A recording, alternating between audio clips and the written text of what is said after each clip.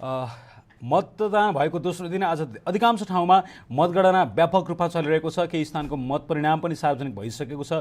उम्मेदवार विजय समेत भइसकेका छन्। तर गोर्खाको क्षेत्र नम्बर 1 को सबै मतपेटिकाहरू अझै पनि सङ्कलन हुन सकिरहेका छैनन् र अझै पनि मतगणना सुरु हुन सकिरहेको छैन। यो विषयमा म तपाईँलाई थप जानकारी गराउँदैछु। गोर्खाको निर्वाचन क्षेत्र नम्बर 1 मा मत परिणाम के भइरहेको छ, मतगणना के भइरहेको छ भनेर हाम्रा धेरै दर्शकले हामीलाई मेसेजहरू गरिरहनु भएको छ, कमेन्टहरू गरिरहनु भएको छ। विशेष गरी त्यहाँ सुदन गुरुङ राष्ट्रिय स्वतन्त्र पार्टीका तर्फबाट सुदन गुरुङ उम्मेदवार छन् र सुदन गुरुङको के छ अहिलेको अपडेट, सुदन गुरुङको मतपरिणाम के हुँदैछ भनेर धेरैजनाले प्रश्न गरिरहनु भएको थियो। त्यहाँ लगायत अन्य उम्मेदवारहरू पनि थिए र यस विषयमा हामीले बुझ्दा गोर्खाको निर्वाचन क्षेत्र नम्बर 1 मा अहिलेसम्म सबै मतपेटिकाहरू सङ्कलन भइसकेका छैनन्। मतपेटिका सङ्कलनमा ढिलाइ हुँदा मतगणना सुरु हुन नसकेको हो।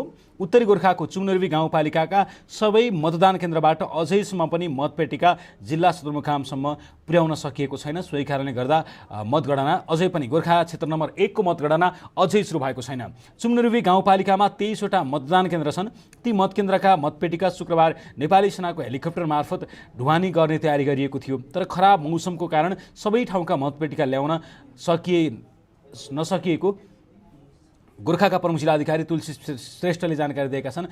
प्रमुख जिल्लाधिकारी श्रेष्ठका अनुसार 9वटा केन्द्रको मतपेटिका सदरमुकाम ल्याइए पनि अझै 14वटा मतदान केन्द्रका मतपेटिकाहरू सदरमुकाममा ल्याउन सकिएको छैन। मौसमले साथ नदिएपछि हेलिकप्टर उडाउन नसकेका कारणले गर्दा 14वटा मतदान केन्द्रका मतपेटिका सदरमुकाम ल्याउन सकिएको छैन। ती सबै मतपेटिकाहरू सदरमुकाम स्थित मतगणना स्थलमा ल्याउन नसकेका कारणले गर्दा आज मतगणना हुन नसकेको हो।